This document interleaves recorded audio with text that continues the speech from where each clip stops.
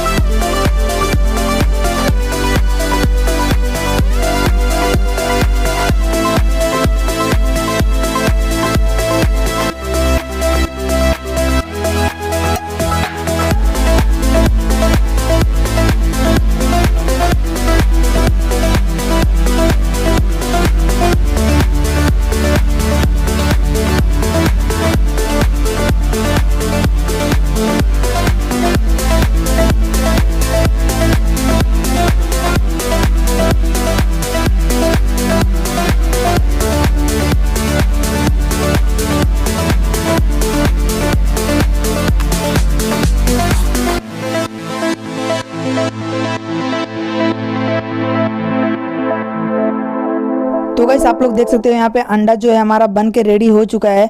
Guys I hope आप लोग को ये जो वीडियो थी अच्छी लगी होगी। अच्छी लगी तो प्लीज़ एक लाइक कर दीजिएगा, और गाइस चैनल पे नए तो चैनल को सब्सक्राइब करके बेल वाला आइकन को दबाना मत भूलिएगा। तो गाइस मिलते हैं नेक्स्ट वीडियो में, तब तक के लिए बाय बाय, जय हिंद जय भारत।